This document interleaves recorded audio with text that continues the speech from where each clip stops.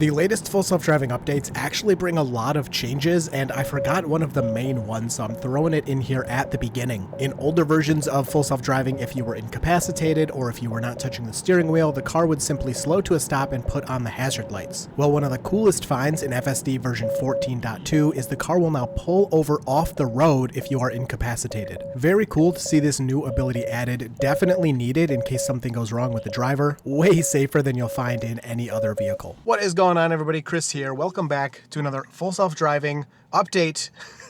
It is nonstop. Tesla has been updating FSD a lot. So check out this update schedule. They've been updating so much ever since version 14 came out. It's only been like a week, maybe a little less since we got 14.2. Now we already have 14.2.1, and we're here on Black Friday.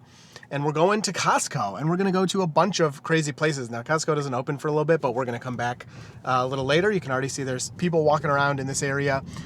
So it should be a pretty fun one. We got crazy roundabouts we're going to do and a bunch of different stuff that's going to challenge it. And there's actually a lot to talk about, even though this is just a point release. A lot of times, you know, we get like the .1s or .2s or whatever, and we're like, I don't really know. I can't really tell exactly what's happening here.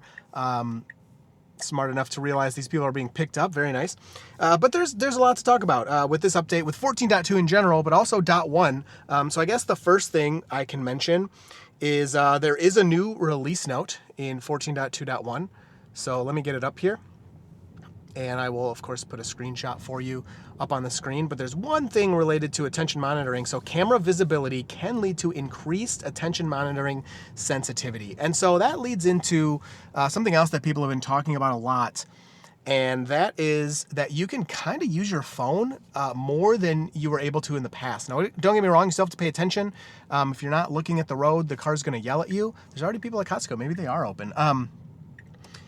But either way, you're able to hold your phone in ways you were not able to before. So I'm going to take my sunglasses off just to make sure we're all good here. And I'm going to pick this up and just pretend right here that I'm looking at my phone. So I'm looking down, and I'll probably get yelled at by a boomer, but that's okay. You know, well within their right to yell at me. But being in the parking lot here, now this may not work great because I keep looking up. I don't really feel that comfortable, but right here, the cameras can definitely see my phone, and they're not yelling at me.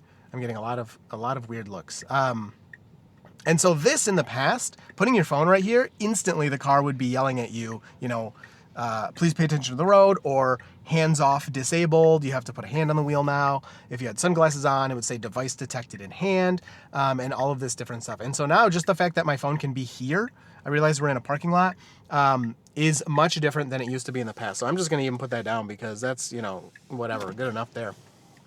So we did get through those few people going into Costco, a little bit of a tight parking situation, which I think Costco's kind of known for, and there's some steering wheel wiggle for everybody to check out.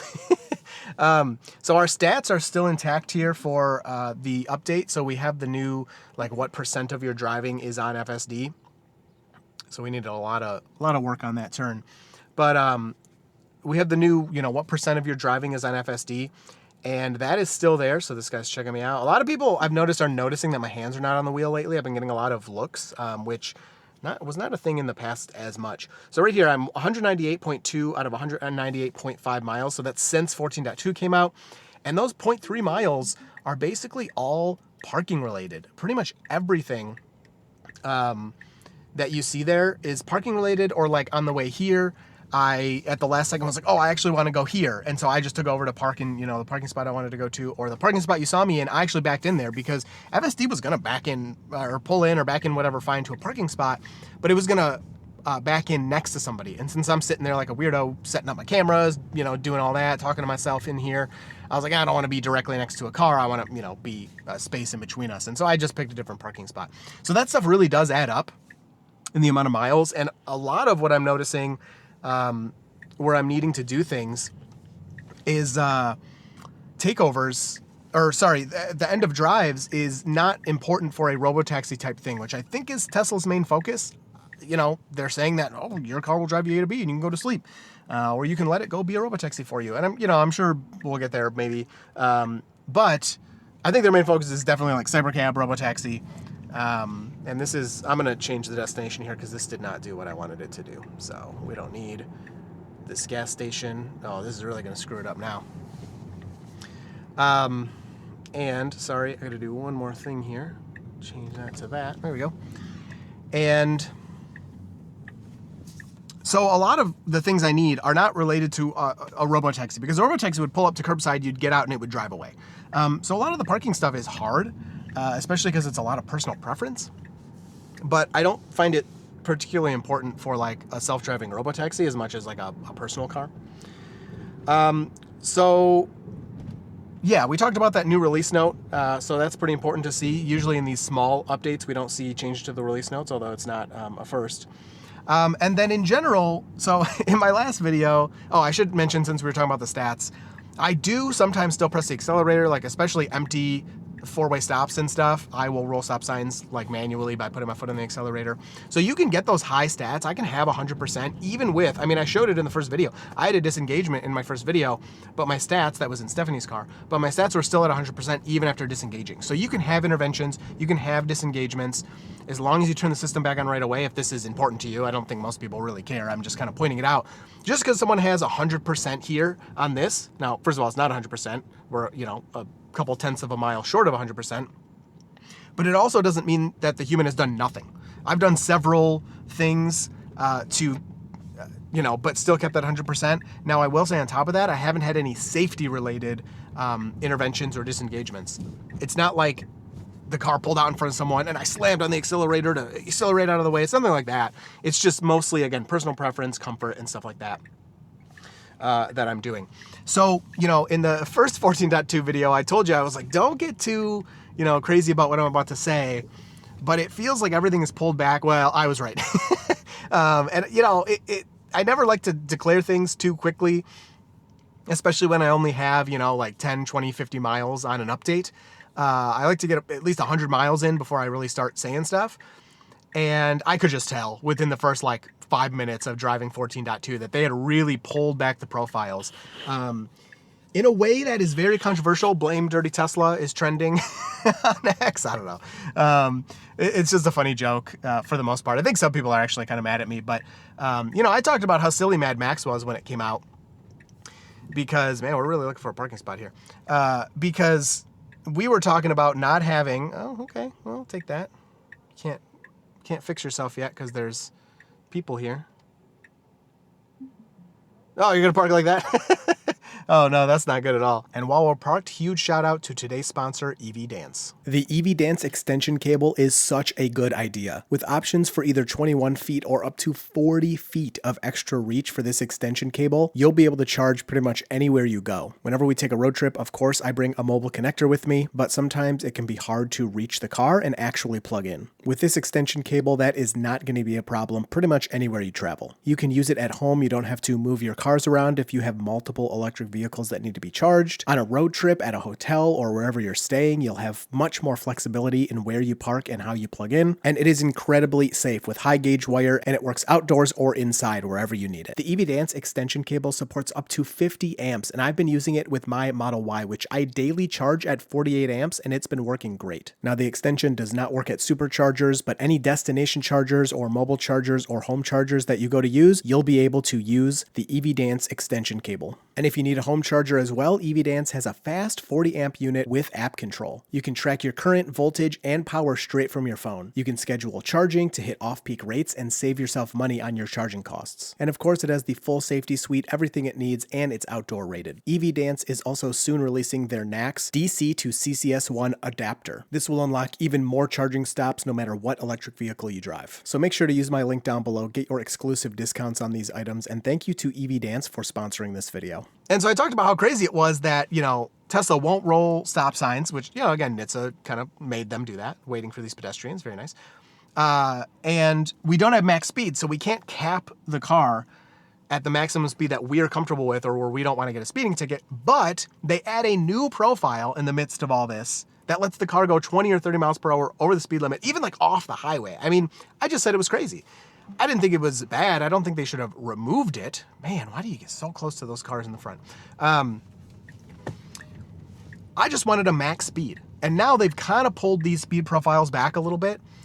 And I don't think it was the right move because I don't want to complain here too much, but I have a fire hose of commentary coming at me from you guys, and I try to condense all that in a way that I can include it in the videos, at least the general consensus. And edge cases I try to throw in there too because they're interesting. But now we have the opposite problem. I don't want to get too much into this in this video. It's almost its own video, but speed control is tough. Let's just leave it at that for now, and maybe we'll talk about it in another video. I still want max speed back, but I also want Mad Max to be Mad Max and to go really fast, because there's situations where you need that. It's not even illegal. It's not even above the speed limit, you know, especially where the car gets the speed limit wrong, stuff like that. We need these options. And, you know, Tesla's like, oh, you know, human input is error. We don't want you capping the speed. Then why are you giving us profiles? Just don't even give us a speed profile. Just turn it on and there's no options. So they're kind of contradicting themselves there in terms of telling us that human input is error and that we don't need to control the max speed, but then giving us options to control the speed of the car anyway, where each of those speed profiles does have a max speed built in. You just can't control it. So yeah, it's pretty funny. And then the other big thing that I and a lot of other people have noticed with 14.2 is weird navigation stuff that wasn't there with like 14.1.7. And I don't know how this kind of thing pops up in a release like this, because map updates are separate. Maybe 14.2 has access to map data that 14.1 didn't. I don't know.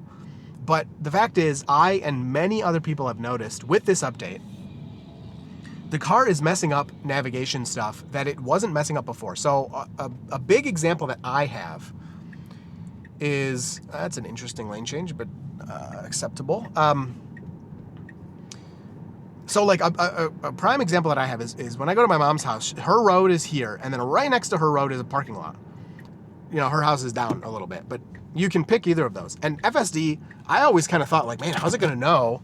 Oops, there go my sunglasses. How's it gonna know not to pull in this parking lot? And it never did. And I was like, man, this is pretty good. Like, that's one of the things I always loved about FSD is when there's a bunch of entrances to somewhere, it's really good at pulling you into the correct entrance. Things that I, you know, in the past would have screwed up. Alrighty, that's fine, just cut us off. And now 14.2 is pulling into that parking lot instead of going to my mom's house. And it's like, what? Why now? Why 14.1 never did that? Why is this happening now? And there's a bunch of other things, like speed limit signs are weird on my 55 mile per hour road. Now this came with 14.1, but there's a couple sections on my 55 mile per hour road where it drops down to 25, the speed limit on the screen. I know you can't see my hands that well. And it's like, why? This was never happening in older versions. And now that we have the reduced speed profiles, my car's trying to go like 35, 40 miles an hour in a 55. And it's like, my goodness, like max speed with crazy Mad Max fixes that issue, fixes a lot of issues, but I don't want to harp too much on that. So anyway, this update is also going to lots of people. So it came to early access testers, and I don't know if it was simultaneously or within minutes or within an hour. Lots of people started getting this update. So let me know down in the comments if you got this. I saw people were jumping from 14.1.4 all the way to 14.2.1. Some people like me were going from 14.1.7 to 14.2.1. Or sorry, 14.2 to 14.1.7. Oh my gosh, forget it. You know what I'm saying. So let's go back and forth here a couple more times just to really get this nailed down. The Costco parking lot isn't quite as busy as I was hoping, but I think maybe next time we come back, it's going to be looking pretty good.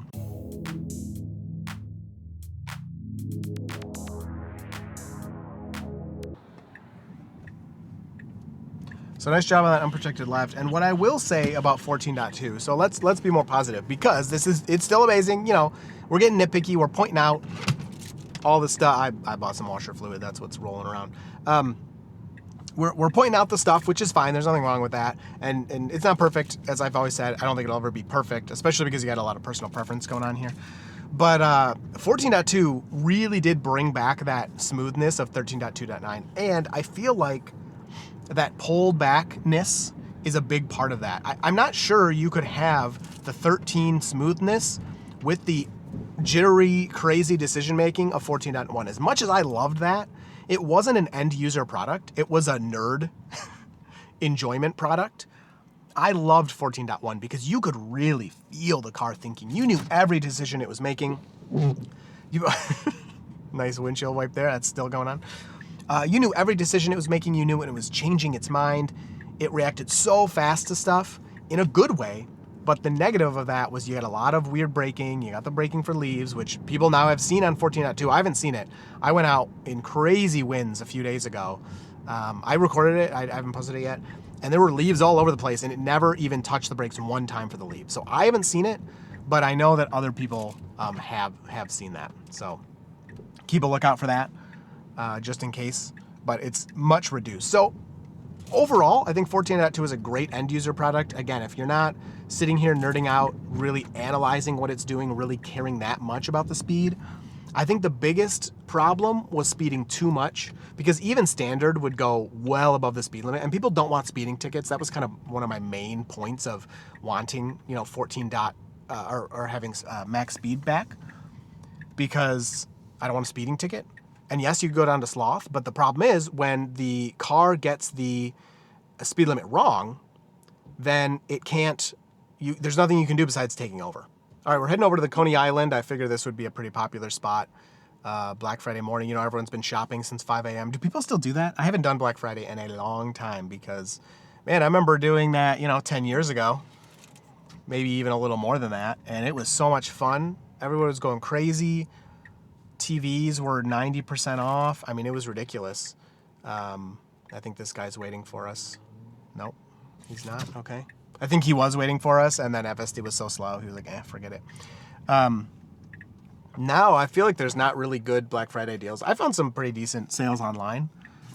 It just doesn't seem worth it to go to these stores. They don't really have much. And especially with the controversies, they have TVs. Sorry, I'm going on randomly, but they're like, oh, this TV is 50% off, but then you find out it's like a stripped down version of the TV. It has less ports on it. The screen is worse.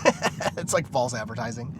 That's crazy that they do that stuff, but we'll head over here, and then I'll probably wait a couple of minutes. I'll just cut the video, and we'll head over to Costco now that they'll be open, and hopefully they'll be crazy, but you know what? Maybe people are just not doing as much Black Friday crazy shopping as they used to.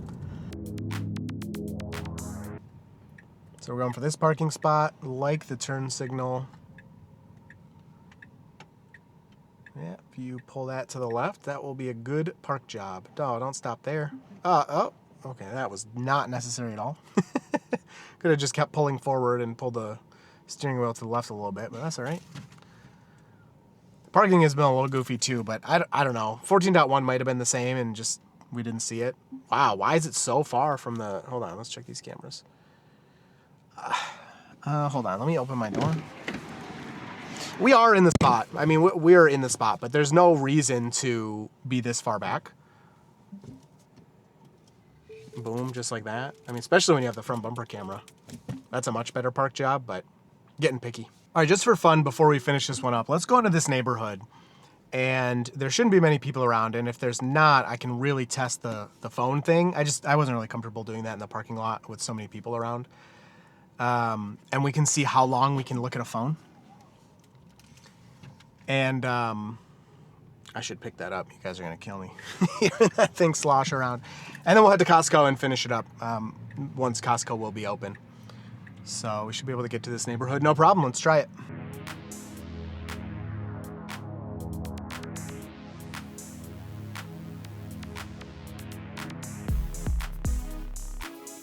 So going through these roundabouts, we've barely even talked about them. This is somewhere I used to come because the car just couldn't handle it. It would screw it up, and they're pretty tough. People mess them up too sometimes. But now, even with version 13, it just does all three of these roundabouts so well. It's able to get in and out of the roundabouts. Now, version 13 would do a little too much weird braking and stuff, but 14 really brought the extra step of confidence needed to just fly through these when it's appropriate. If somebody's coming, it's not flying through the roundabouts.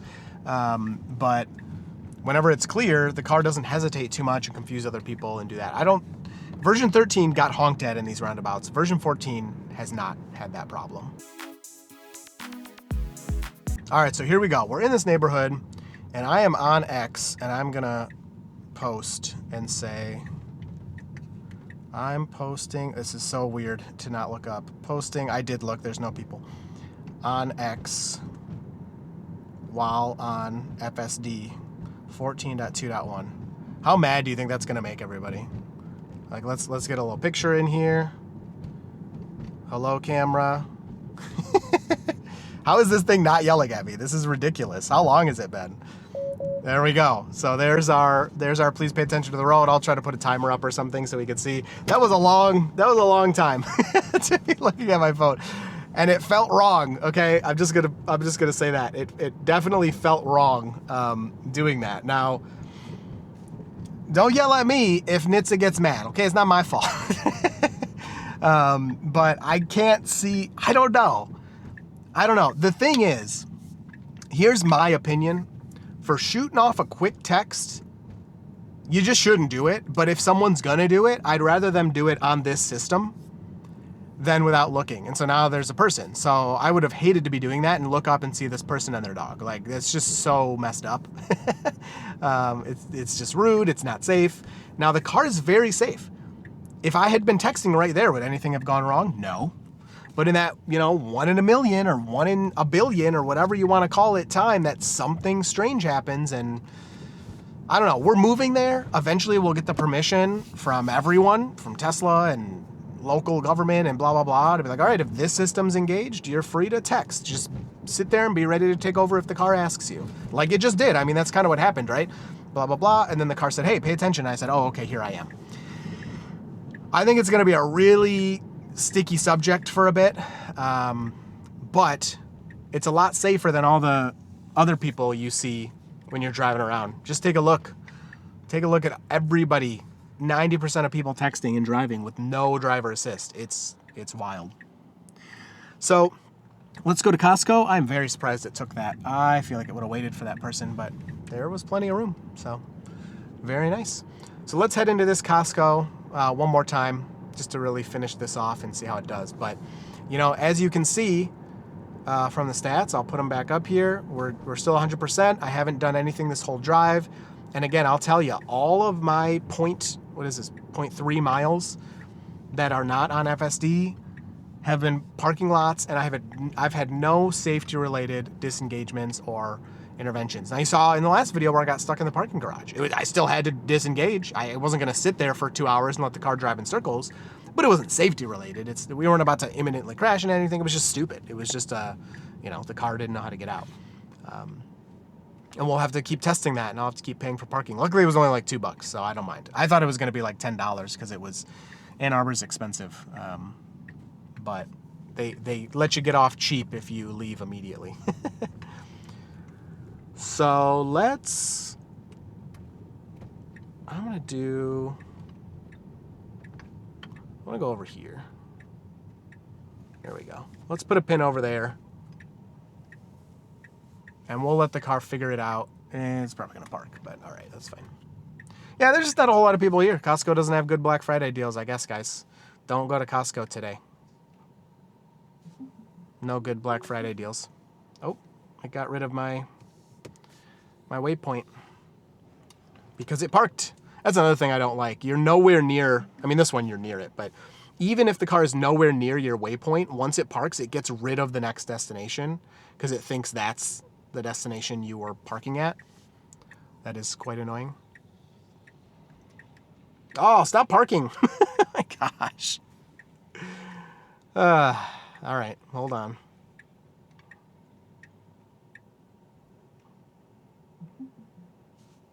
Was this a bad? I don't know, that's a really good park job. Felt kind of crooked. That guy had to adjust too, guys, okay? He's in a big truck, don't mind that. All right, let's try this one more time.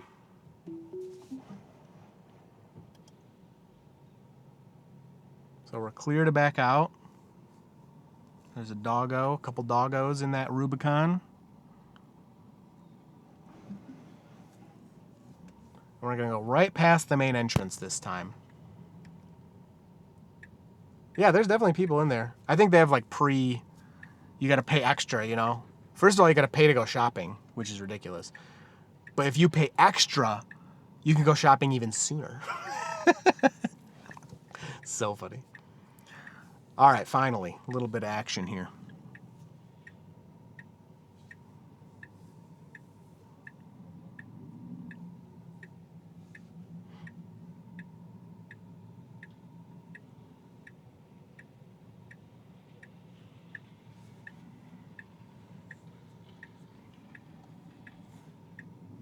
Nope, almost. It almost was going to go, but this guy walked up on us.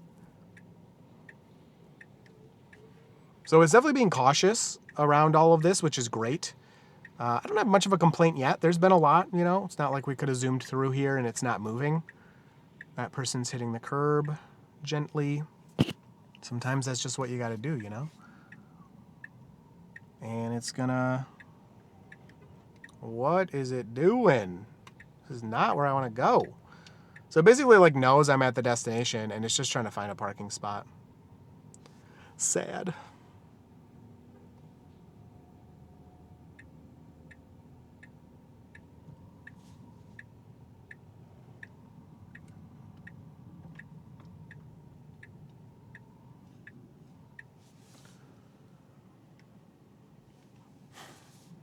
All right, I'm giving it one more try here.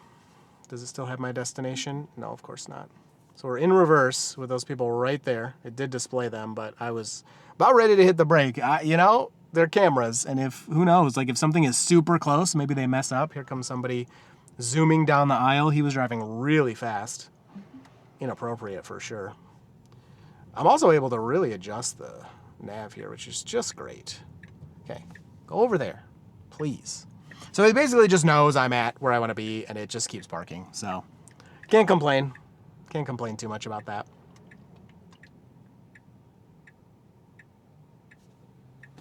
Nice robot wave there. Beautiful, beautiful, beautiful. Please don't park. This is exactly what we want.